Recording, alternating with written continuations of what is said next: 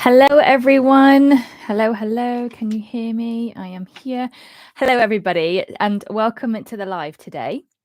So drop into the chat and let me know where you are joining me from. I would love to know how far and wide this wonderful technology can take us and we can connect together.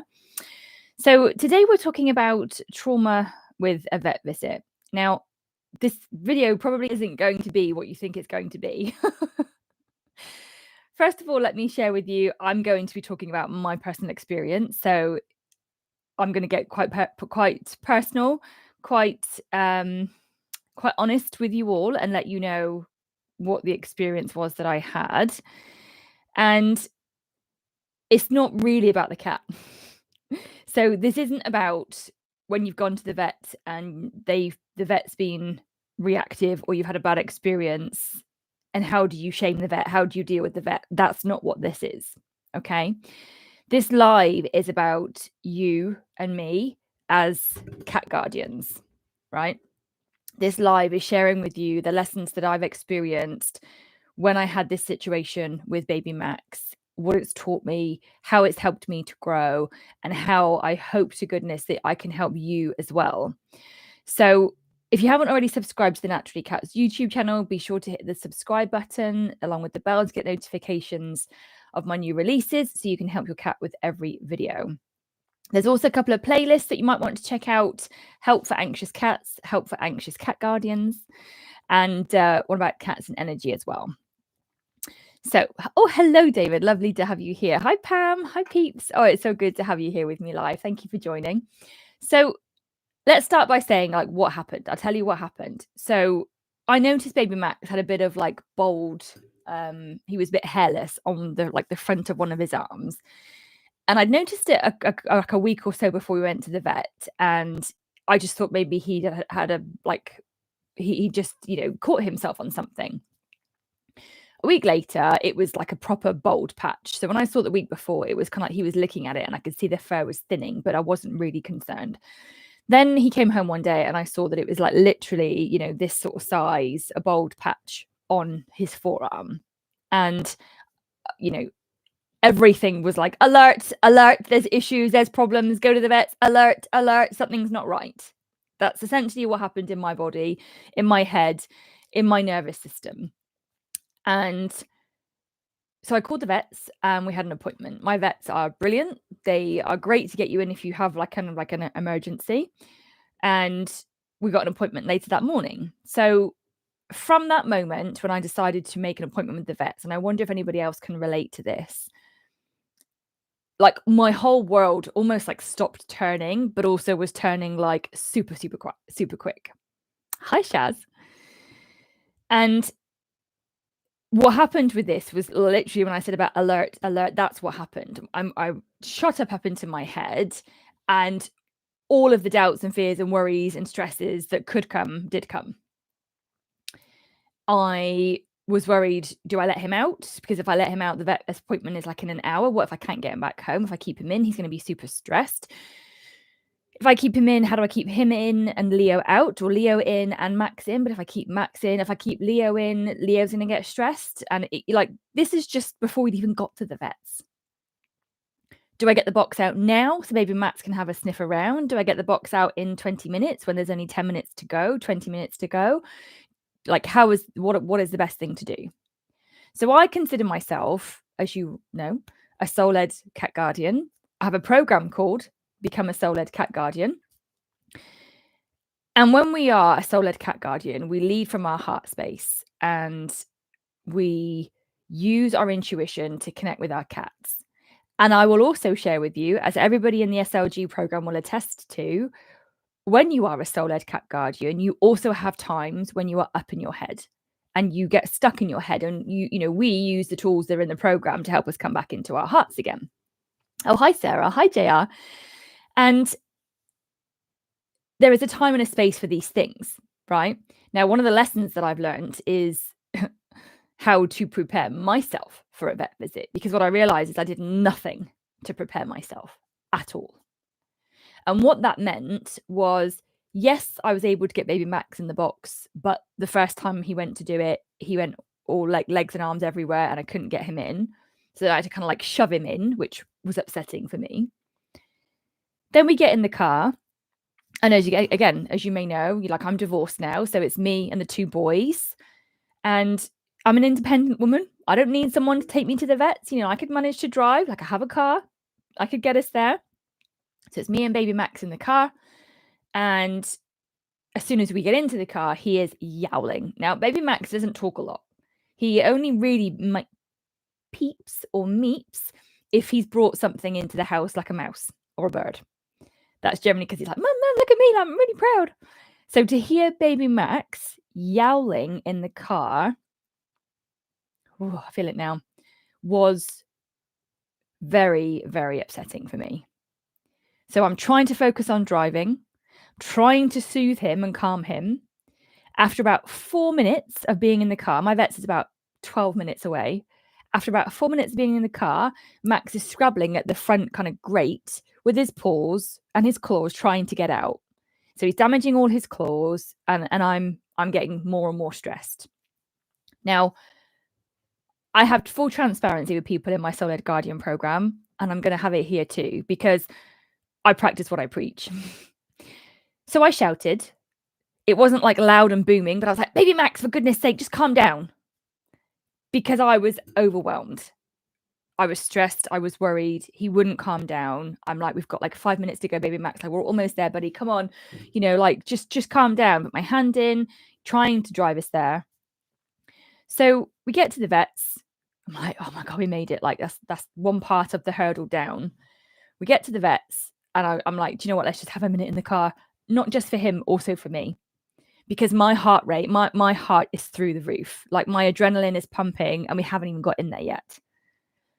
I don't know if anybody can relate to this. I'm going to just pause for a second. I see that Shaz has put a comment saying she can relate. Yeah, the real issue is getting the anxiety about getting the IV in her carrier. I agree. So let's think about it. I've only just literally arrived at the vets. I'm barely breathing. My heart is racing. And baby Max has finally stopped crying, because every minute he is yowling, crying, reacting, I'm getting more and more upset. So we had a few minutes in the car. We both caught our breath, and he calmed down a little, like a smidge. So we then go in. Sadly, my vets used to have a cat side and a dog side. They don't have that anymore. They say they do, but there's no signs, which is a bit upsetting. And I have questioned them about it. So we go to what used to be the cat side, and there's other people in the waiting room. There's other animals there. There are dogs on the other side, barking, talking, scratching on the floor and stuff. And yes, I could have waited in the car, left baby Max in the car and gone in. Absolutely. I do that with Leo, actually. But we went in, we were on time. I was hopeful we wouldn't have to wait. And, there's another dog that comes up with its guardian to the kind of like checkout, if you like.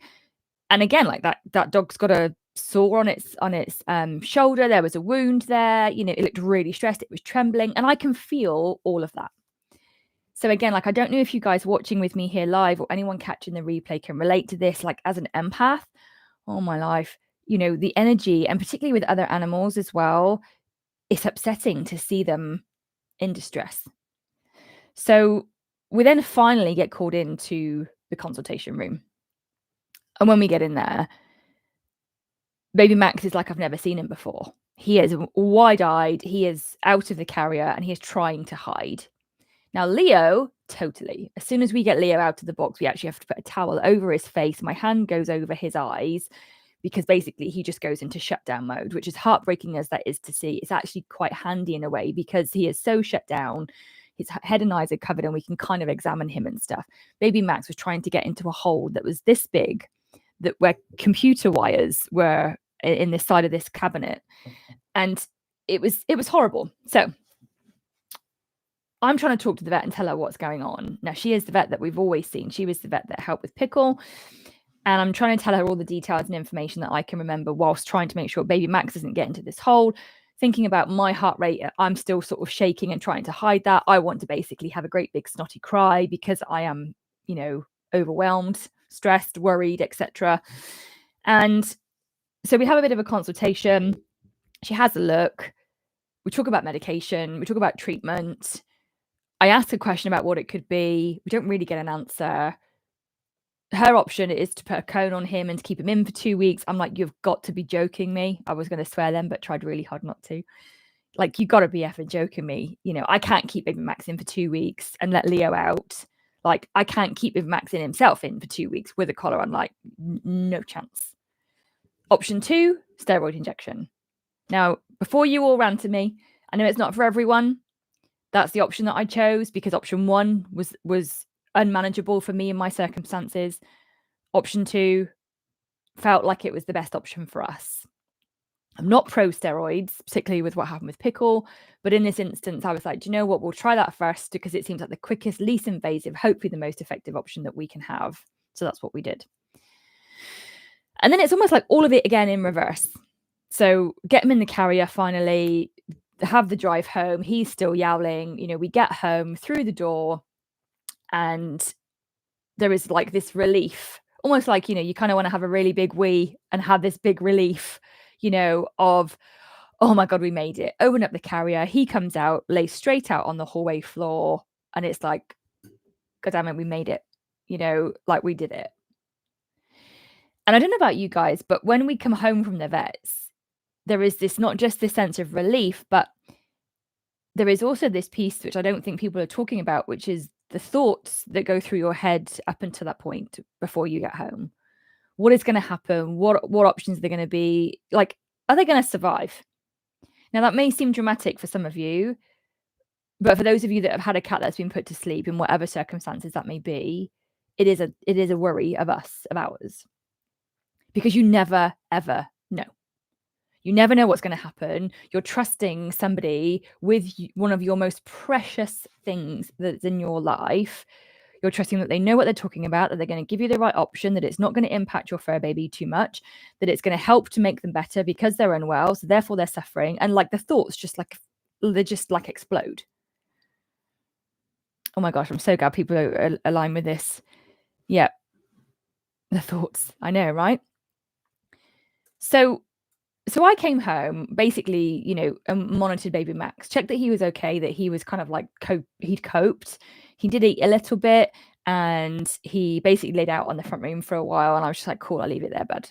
So I came back up to my desk because already I was like, wow, that's like 2 hours out of my day. I would have been at my desk. I would have been doing email, social media, you know, clients, whatever it may be. So my head, my Brenda brain is still, well, you should have been at your desk. You've had 2 hours out. You've got to make it up. What have you been doing? Yes, it's the cat, but now he's home and now you're fine. So get back on it. Make up the time that you've lost. And I actually came back to my desk thinking that's what I could do. And I couldn't. And this is what I wanted to share with you all. That all of those thoughts that I had throughout that whole experience was traumatic for me. And I appreciate there are shitty things in the world and people's definition of trauma is a scale. But I also want us to be able to talk about the fact that when we are dealing with these things as an empathic, anxious guardian, we need to actually take other action in other places to support ourselves. So I came home. I'm going to share with you now from my journal. I came home and after trying to work for 45 minutes and absolutely getting nowhere, I went to journal and I used a tool that we use in the Solid Guardian program, which is a feelings wheel. And I basically wrote down what I was feeling like before I went, which was worried, doubtful, fearful, unknown, stressed, anxious, concerned, on edge, and heightened. Now, each of those emotions all have a vibration. So when you feel love, it's all tingly and happy and like high vibe, right? You know, you can feel joy and it's like kind of like, oh, you feel it in your body. When you're angry, your body's tense and tight. You know, every single emotion has a vibration. So all that energy that I'd created or Brenda had created, where does that go? I thought it would just like dissipate. I could come back to my desk and not deal with it. Because like, why would I need to? I'm a grown up, I'm a woman, I'm a human, like get on with it, you know? And actually, when I wrote down those emotions and then looked at it, this was like 2 hours after we'd come home. Like, worried, was I still? Yes, because I was worried if he's going to be okay and if the medication would impact him and how would it impact him and if he was going to eat and would he get diabetes from one shot of steroids. And then I was like, doubtful. Yes, because I'm like, well, did I do the right thing? Was I fearful still? Yes, because I'm hopeful that the treatment won't work. I don't know if it's going to work. And if we've got to go back, I don't know if I can do it again. Can I do it by myself? Could I get my sister to take me to the vet so that I could just comfort baby Mac? But then that's another person, another smell. Is that the right thing to do? Was I still stressed? Not as much, but still a bit. Was I anxious? Yes, but a bit less. Was I concerned? Yes. Was I heightened? Yes. Was I and I also felt vulnerable. So like safe, but now we were home, but I still had all of those feelings. Where do they go?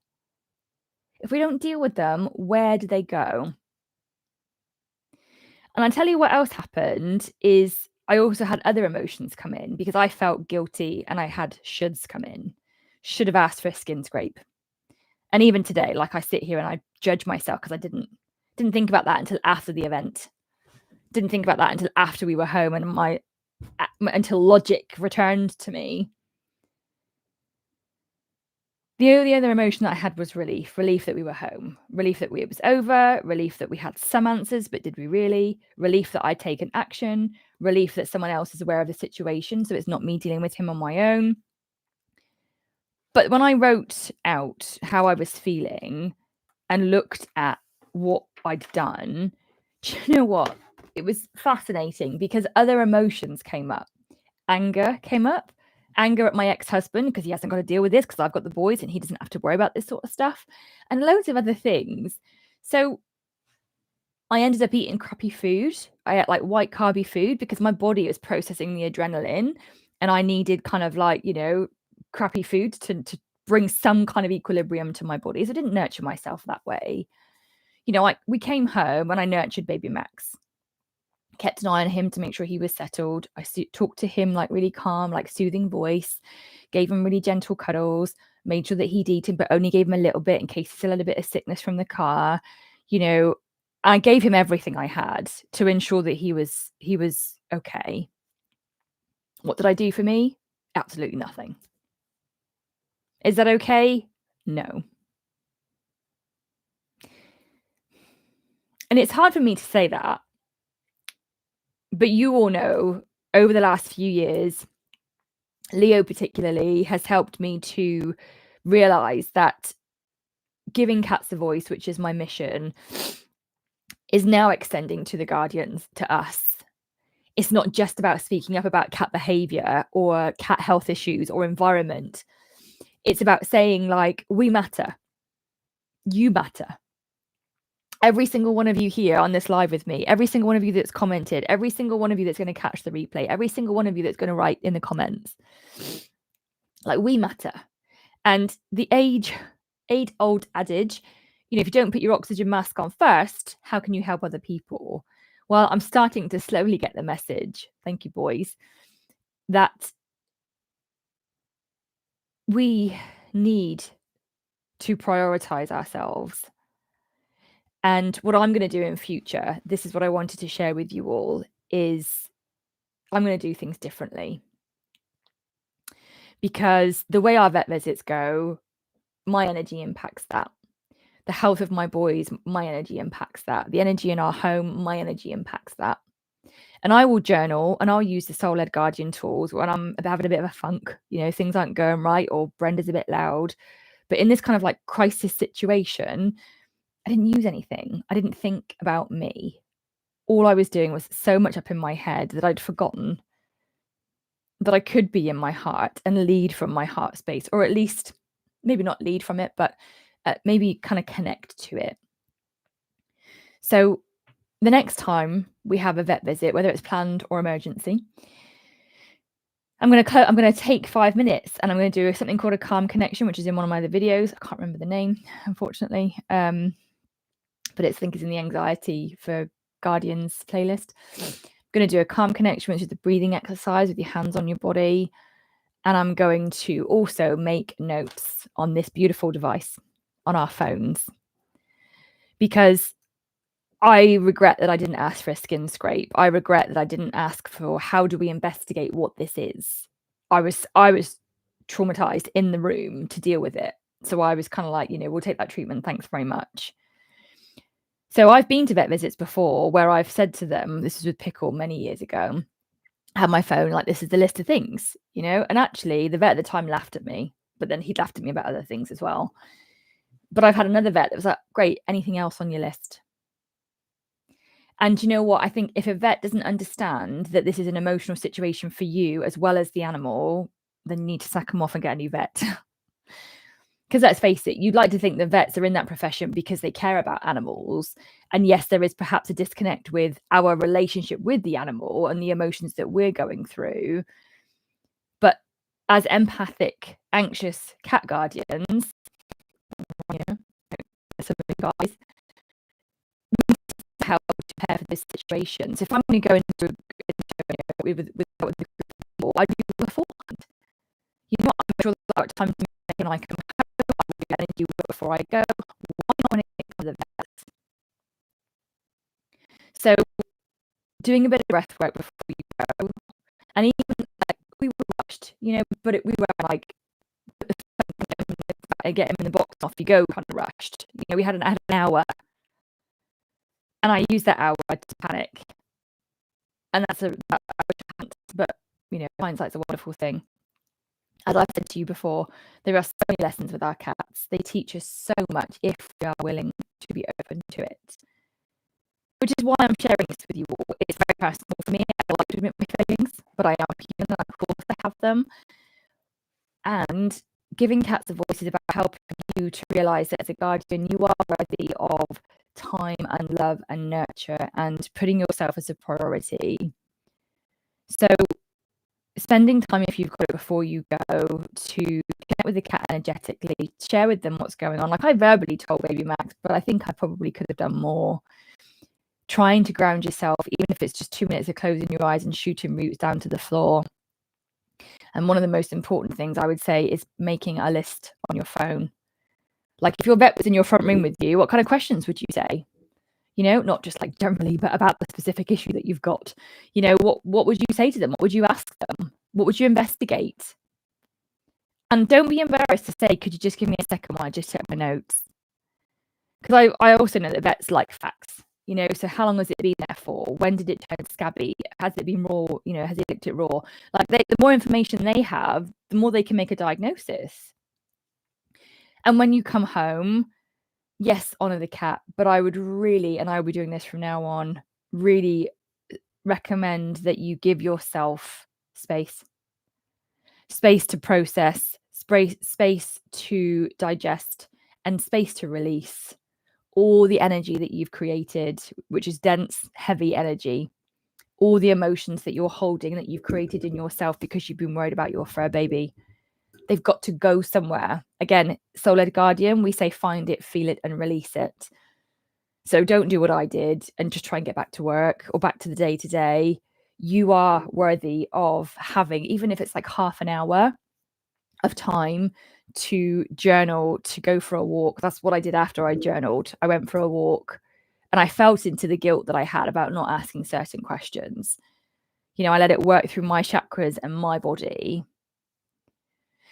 So to you all, I would say that vet visits, whether they're for something like this, a bit of a raw paw, whether it's for an ongoing health condition, whether it's for a real shock or, a scary thing that's happened, they can be traumatic and they don't have to be as traumatic, So know that you do deserve to honor yourself amongst the whole situation. And please, when you come home, give yourself space, like nurture yourself. That's module 4 in the Soul-Led Guardian program. And I teach in there about how we can nurture our relationships with ourselves and with our cats. I dropped the ball, like I'm human. And actually, I am thankful to baby Max that it was an opportunity for me to grow, for me to take stock, to share content with you, to share a bit about what's going on in my kind of life, like behind the scenes, and also to use it like as a teaching moment, like we do deserve to have time and space to deal with what we've just experienced. So let me just check my notes to make sure I've covered everything.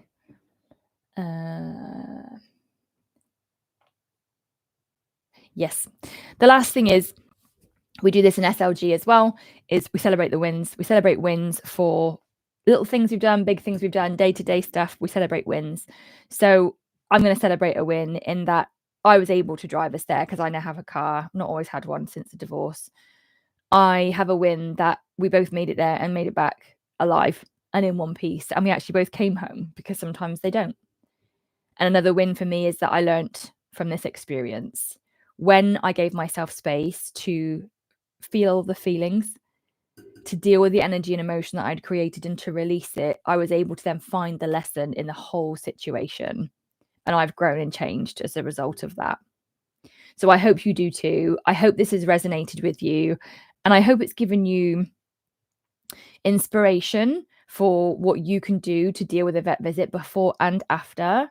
I hope it's given you permission that you do deserve to have time and space to deal with what is very, very stressful for us anxious empaths. And I hope it's given you comfort that you're not the only one whose head goes a million miles an hour with all those questions and thoughts. And just know this, my love, it doesn't have to be that way. Yes, it can come up, but you can also let it out. Okay. So let me just quickly come into the comments. Oh my gosh, you guys have commented loads. Thank you. It's so great to hear from you. Just have a quick look. I love that. Shaz says, I now factor in liminal space after the vet so Ivy and I can reconnect when she wants. She can meditate or sit with my emotions so I can move them. I love that, Shaz. See, you're doing it already. Beautiful, my love. Well done. First class health and wellness. I don't think my vet really gives a damn. There isn't a holistic vet around, and I've had to change vets due to declining a rabies vaccine. No one will treat my 8-year-old without it. That is heartbreaking, my love. Put it out to the universe. Like, ask the universe, this is what I want. I want one of these that I can reach, that I can get to. Bring me someone that can help me and my cat. JR, I had one I am doctor who listened to me and allowed me in the back room to hold my girl while she had an ultrasound because she did better with me. Then he retired. Oh no, I know, mine had a baby. I was like, how inconsiderate. I'm joking. That is heartbreaking that he retired. I'm sure you'll find another one, JR, and how beautiful you were able to have that moment to support them. They did that with Leo when he had his feline anorexia. I went into the back to try and help him have some food. Some vets, Sarah, some vets are crappy. Yeah, I agree. And there are some good ones, like, you know me, peeps, you know, like vets, it's complementary. You know, what I do is not alternative. You know, we need vets, and vets have a really hard time of it. They're like GPs. They get like 10 minutes to diagnose something, you know. And if you're not comfortable with your vet, you can ask to change, find another one. Again, like I said, put it out to the universe. I want a vet who is this, this, and this. Send it to me. Share with me someone that I can connect with. The universe is always listening, my love. So be sure to put it out there. Thank you, Julianne. From David, that's okay. It validates my emotions and reactions to a recent crisis situation with my boy. You're welcome, my love. Thinking of you, David. Thank you for sharing. Oh, thank you, Shaz. Thank you. I really feel for you as I fully relate to your experience. Much love. Thank you, everyone. I really appreciate you being here with me. It really, truly warms my heart to share this space with you all in the comments, to see that you're watching here with me live. I hope that you've enjoyed it. I much prefer sharing live than pre-recorded videos, so there'll be a live session every 2 weeks. So I haven't decided what the next one is yet, because in fact, yes, I have. It's the crown chakra, because I haven't finished the series that I was doing of the chakras, because I wanted to do this one. So it's going to be the crown chakra. So we've covered all the other chakras. Again, they're in the Cats and Energy playlist. You can check out for each of the individual ones how they show up in cats, what balance and imbalance looks like.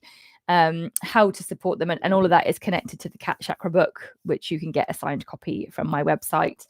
And with regards to the Soul-Led Guardian program that I've mentioned, if anybody's interested to learn more about it, we are updating the webpage. But if you would like to find out more, head to my website, naturallycats.co.uk, and you can see more about it there. So thank you again, everybody. It's been a pleasure to be here with you. I do feel like I could kind of talk for those of you that know me. You know, I can go on, but I'm going to wrap it up. So thank you very much. It's been great to be here, and I look forward to seeing you next time. Take care, everyone. Bye for now.